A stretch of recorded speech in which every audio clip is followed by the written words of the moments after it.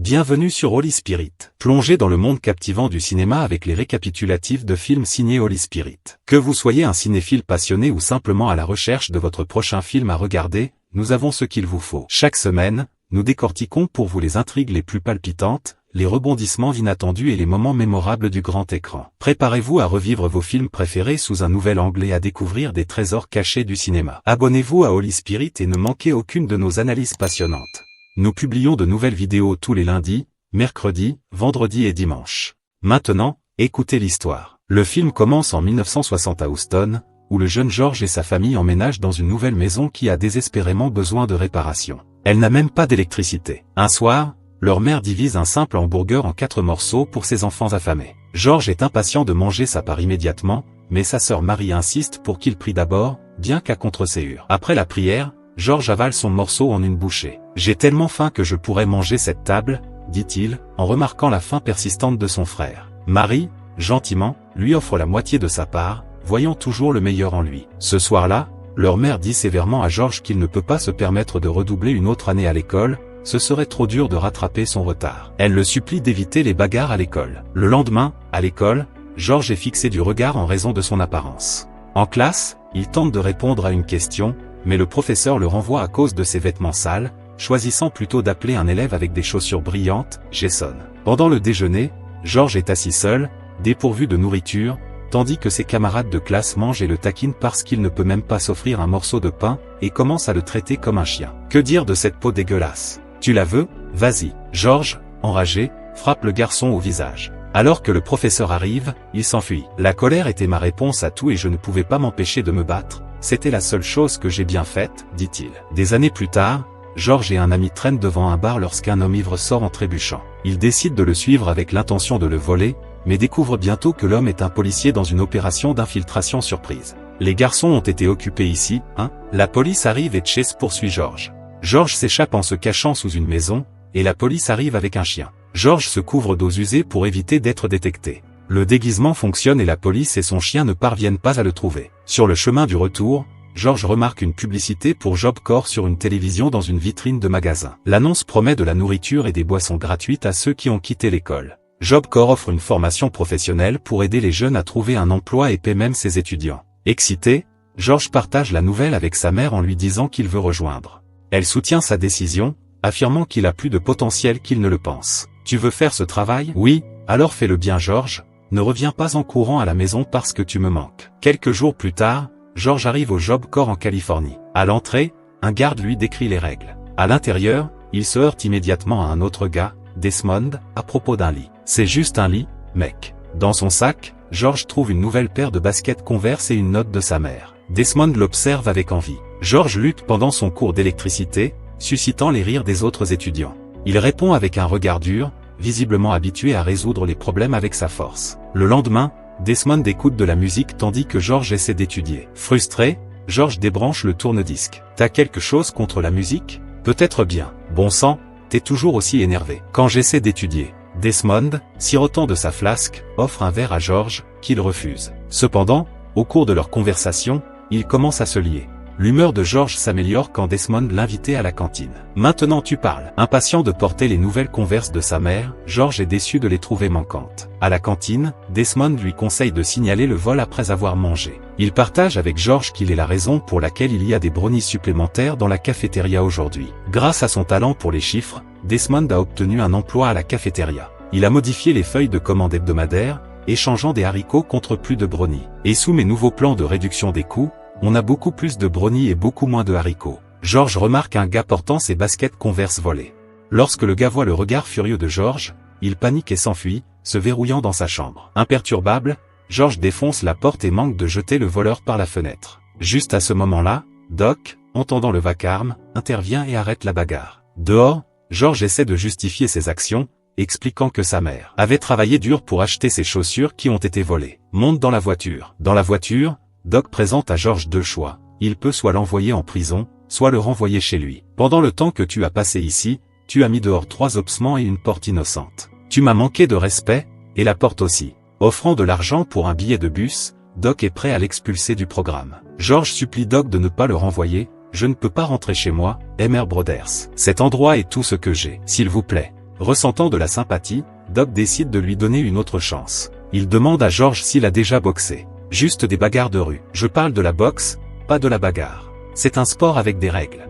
Doc, qui s'avère être un entraîneur de boxe, remarque la force de George et lui suggère de rejoindre le club de boxe. Tu es assez grand et assez moche, tu apprendras. George accepte avec enthousiasme. Le lendemain, au gymnase, Doc présente George à son partenaire de sparring. George réagit mal aux blagues de son adversaire, montrant de l'agressivité, mais Doc lui rappelle qu'ils ne sont pas là pour s'entretuer. George entre dans le ring. Pendant ce temps, bon avec les chiffres, Desmond propose aux spectateurs de faire leur pari. Quand le sparring commence, George essaie de frapper fort, mais son manque de technique fait de lui une cible facile. Il est rapidement mis à terre, provoquant les rires des spectateurs. Humilié, George sort en trombe et frappe un sac de frappe si fort qu'il tombe, faisant taire tout le monde instantanément. Dans le vestiaire, Doc calme George en expliquant que 6 mois plus tôt, son adversaire était aussi inexpérimenté que lui. Doc lui assure qu'avec un entraînement approprié, il peut atteindre le même niveau. Frustré, George mentionne les rires des autres gars, mais Doc insiste sur le fait qu'il doit ignorer les opinions des autres et se concentrer sur son entraînement. Doc commence à entraîner George rigoureusement, lui enseignant diverses techniques et tactiques de boxe. George trouve la coordination et le jeu de jambes difficile, mais Doc souligne que la boxe est autant une question de stratégie que de compétences physiques. Un jour, George appelle chez lui et la conversation se passe bien jusqu'à ce qu'il mentionne qu'il apprend à boxer. Sa mère exprime sa désapprobation des combats. « Non, je ne me bats pas. » « Alors comment appelles-tu ça, George ? » « C'est de la boxe, c'est un sport avec des règles. Dieu sait que je ne veux pas que tu te battes. » « Qu'est-ce que Dieu a à voir avec ça, maman ?» Mais le rappel est brusquement interrompu lorsque George n'a plus de crédit téléphonique. Plus tard, George affronte le même adversaire qu'il a précédemment mis à terre, mais cette fois, le match est très différent. En quelques secondes, George le met KO, impressionnant Doc par ses progrès rapides. George rend visite à Doc dans son bureau et apprend que Doc était autrefois un boxeur professionnel qui a remporté ses 24 premiers combats, mais a malheureusement dû échanger son uniforme contre un autre. George lui montre un article sur Joe Frazier dans un magazine de boxe et déclare son ambition de devenir champion du monde. Doc, trouvant son enthousiasme touchant, lui conseille de tempérer ses attentes et explique l'entraînement intensif nécessaire avant de pouvoir concourir à un niveau professionnel. Quand George se renseigne sur les prochains Jeux Olympiques, Doc lui dit que bien que les Jeux aient lieu l'année prochaine, il ne sera pas prêt à concourir avant 5 ans. 5 ans, je serai un vieil homme. Tu as un punch comme je n'en ai jamais vu. Mais même si tu t'entraînes plus dur que n'importe quel homme, il n'y a aucun moyen que tu puisses participer aux Jeux Olympiques l'année prochaine. La scène se déplace à l'été suivant. George, maintenant âgé de 19 ans et s'étant entraîné pendant seulement 1 an, affronte un boxeur soviétique plus expérimenté. Les commentateurs doutent de ses chances, mais sa famille regarde fièrement depuis chez eux, les yeux rivés sur la télévision. Tout le monde au Job Corps soutient George, et même sa mère, malgré ses réserves sur la violence, rejoint ses enfants devant la télévision. George donne plusieurs coups décisifs, remportant facilement la médaille d'or. Sa victoire suscite des émotions mitigées chez sa mère, qui a du mal à accepter la violence du sport, tandis que George, exultant, brandit le drapeau américain. Ses frères et sœurs regardent avec admiration, à peine croyant que leur frère a gagné sa première médaille d'or olympique à un si jeune âge. Le lendemain de sa victoire, George porte fièrement sa médaille d'or en se promenant dans son quartier. Il rencontre un ancien complice qui le critique pour avoir brandi le drapeau américain après son combat, contrastant cela avec la protestation significative d'autres athlètes noirs qui ont baissé la tête sur le podium. Il accuse George de manquer de respect à leur cause. Frustré et blessé, George va voir sa mère et se confie à elle, exprimant son épuisement d'être qualifié de vendu par ceux qui l'entourent. Elle le réconforte, « Laisse-moi te préparer quelque chose à manger, tout ce que tu veux. Je n'ai pas faim. Que le Seigneur me prenne maintenant,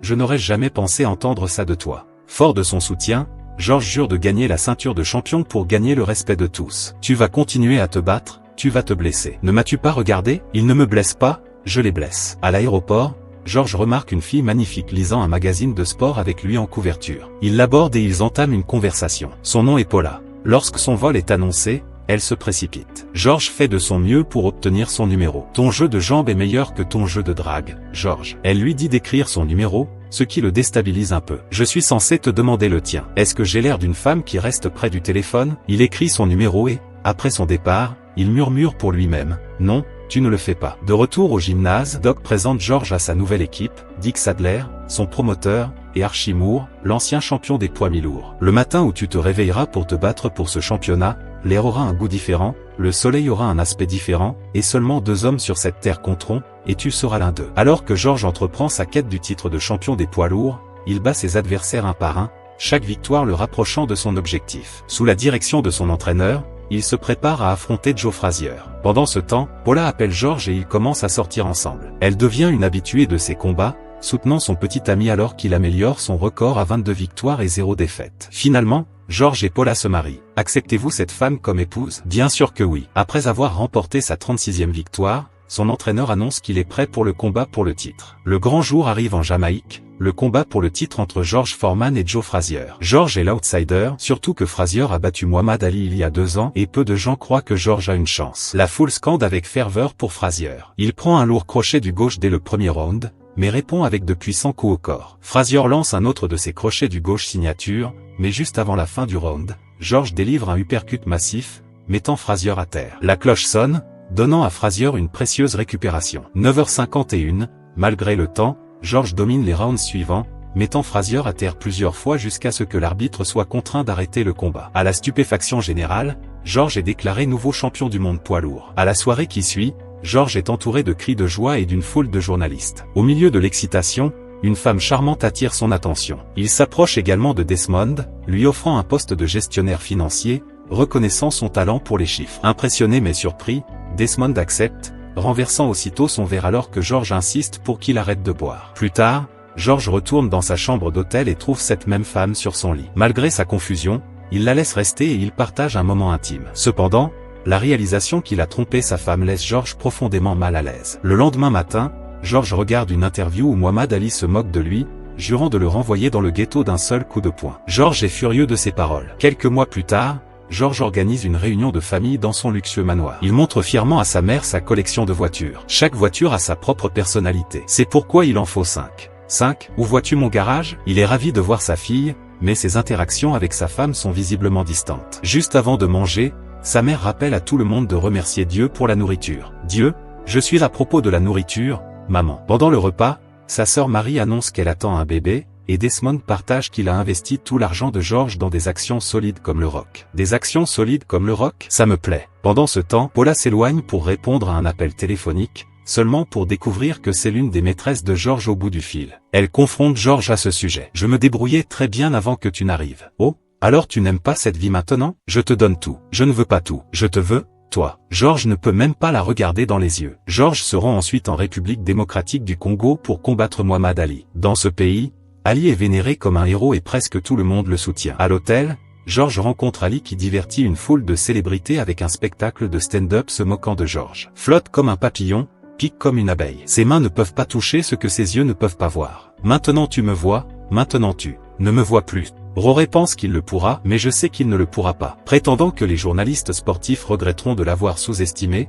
lorsque George s'approche, le public anticipe une réponse. George, on parlait juste d'un autre combattant. Mais il choisit de s'éloigner en silence, laissant Ali continuer à captiver les spectateurs. Eh bien, s'il boxe comme il fait des interviews, ça va être une nuit courte. Je plains Ali. Foreman pourrait le mettre à la morgue. En raison de l'immense popularité de Muhammad Ali dans le pays, la foule chante la phrase légendaire « Ali Bomay » qui signifie « Ali, tue-le ». Malgré cela, les commentateurs spéculent qu'après la performance dominante de Foreman contre Frazier, Ali semble peu susceptible d'avoir une chance. Au début du combat, George prend le contrôle, portant plusieurs coups significatifs tandis qu'Ali tente de flotter comme un papillon et piquer comme une abeille. Les moqueries et les provocations continues d'Ali ne font qu'alimenter la colère de George. C'est tout ce que tu as, George? On m'a dit que tu étais mauvais, George. Fais-moi voir ça. Tout au long du combat, George pousse agressivement Ali contre les cordes, portant des coups puissants. Ali démontre sa maîtrise défensive, réussissant à contre-attaquer périodiquement. Cependant, le style agressif de George épuise progressivement son énergie, le rendant visiblement fatigué à mesure que les rounds progressent, tandis qu'Ali reste relativement frais.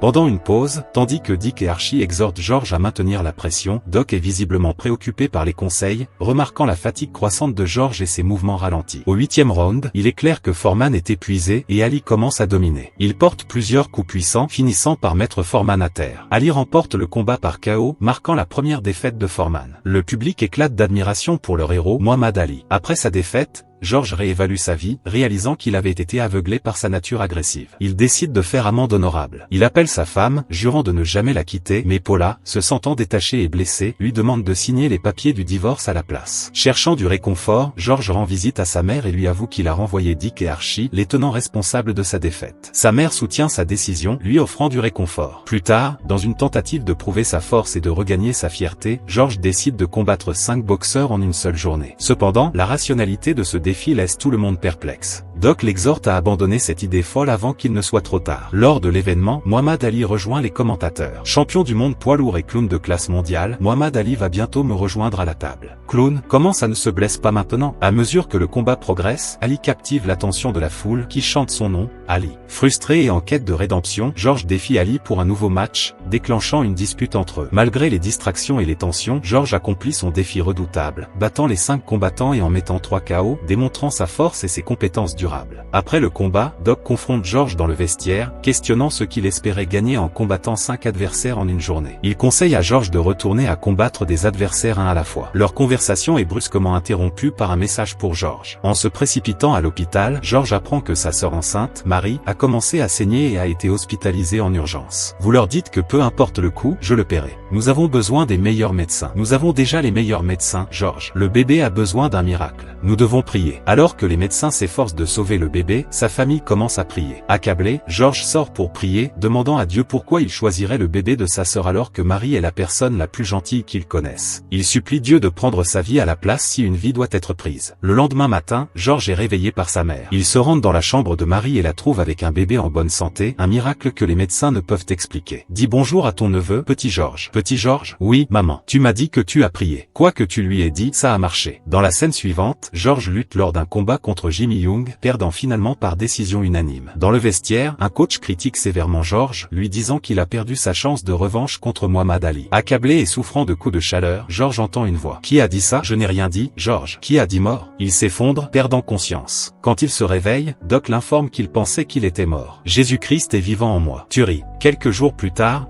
George est baptisé. Peu après, il prend la parole dans une église, racontant nerveusement à la congrégation comment il a trouvé Dieu. Apercevant une fille dans l'audience qui écoute attentivement, il trouve son calme. Il déclare son intention de consacrer sa vie à Dieu et de devenir prédicateur, surprenant et choquant Doc. Doc est sceptique quant au changement soudain de George, suspectant que cela pourrait être pour le spectacle, et se sent profondément bouleversé par sa décision. Tu te souviens quand tu m'as dit que tu avais échangé un uniforme contre un autre? C'est ce que je fais. Je n'avais pas le choix, George. Mon choix a été fait pour moi. Le mien aussi. Ensuite, George rend visite à Muhammad Ali. Alors qu'Ali continue de plaisanter à son sujet, tu as trouvé Jésus? Félicitations, George. Je ne savais pas qu'il était perdu. George révèle qu'il était autrefois si en colère contre Ali qu'il voulait le tuer, mais qu'il cherche maintenant le pardon. Allez, mec, tu veux du pardon de ma part? Pourquoi? George explique sa nouvelle foi et comment elle l'a changé. Ali, initialement sceptique, reconnaît progressivement la sincérité de George, offrant une poignée de main en signe de réconciliation. Suite à cela, George s'immerge complètement dans sa nouvelle vie de prédicateur. Il consacre son temps à aider la communauté, donnant des sermons et soutenant des œuvres de charité locale. Sa renommée en tant qu'ancien champion de boxe attire de grandes foules. 17h08, George rassure Ali que ce n'est pas une blague et après une conversation sincère, ils se réconcilient et finissent par devenir amis. George rend ensuite visite à son ex-femme et à ses enfants. Il s'excuse sincèrement pour son comportement passé, espérant se racheter. Lors de sa prochaine visite à l'église, il aborde la fille qu'il avait remarquée auparavant et entame une conversation. Elle a du mal à croire qu'un ancien boxeur comme lui pourrait vraiment se transformer en prédicateur. En réponse, George prend un micro et sort de l'église pour prêcher et inspirer les passants à suivre Dieu. Bien que certains se moquent de lui, il reste calme, montrant sa croissance dans la gestion de la colère. Mais le Seigneur a changé ma vie. Était-ce la loi qui t'a changé? C'était Jimmy Young. Je l'ai vu te battre. La fille regarde de loin, impressionnée par sa sincérité. Plus tard, pendant le déjeuner, elle s'excuse de l'avoir douté, expliquant que sa réputation l'avait rendu sceptique. Maintenant, voyant ses véritables intentions, elle se présente comme mari et ils découvrent une attraction mutuelle.